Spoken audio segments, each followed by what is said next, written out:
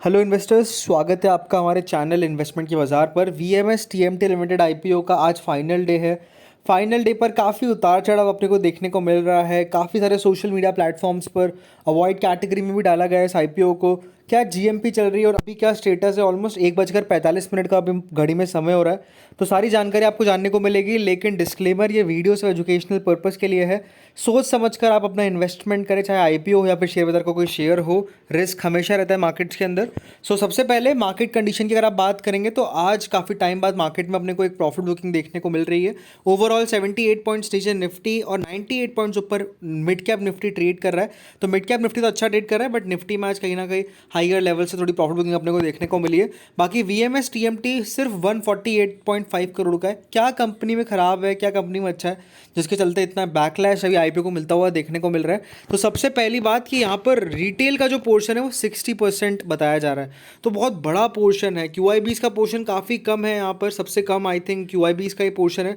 तो ये एक रीज़न है इसके चलते यहाँ पर इस आईपीओ को बैकलैश मिल रहा है। सेकेंडली, कंपनी का अगर आप इनकम की बात करेंगे तो 800 करोड़ से घटकर 882 करोड़ से घटकर 873 करोड़ पर इनकम आई, फिर 873 करोड़ से घटकर 771 करोड़। तो इनकम कंपनी की, रेवेन्यू कंपनी का घटता हुआ देखने को मिल रहा है। एंड प्रॉफिटेबिलिटी कंपनी की on the other side increase हो रही है, 4 करोड़ से 13 करोड़, 13 करोड़ से 15 करोड़।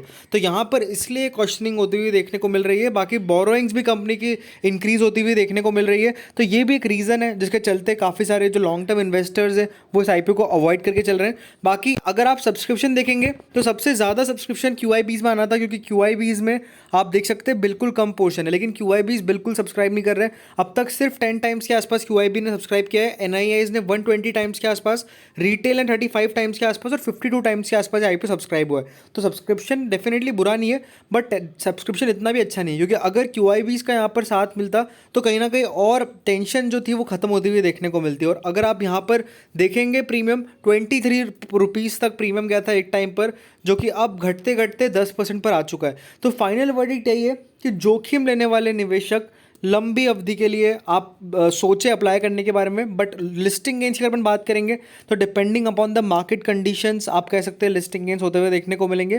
करंट सिनेरियो को देखते हुए लग रहा है कि 10% के लिस्टिंग गेंस हो सकते हैं, बट मैं यही कहूँगा मार्केट इज़ वेरी अनसर्टेन। क्या पता मार्केट घटने लग जाए तो लिस्टिंग गेंस के चांसेस और कम हो जाए, इसलिए थोड़ा रिस्क लेने वाले इन्वेस्टर्स ही यहाँ पर अप्लाई करके चले।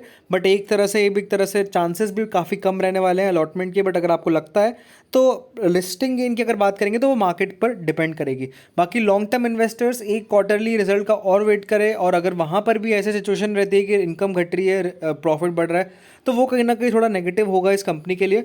बाकी अगर आपकी और भी कोई क्वेरी है तो ज़रूर आप कमेंट करके बता सकते हैं। Thank you friends watching this video.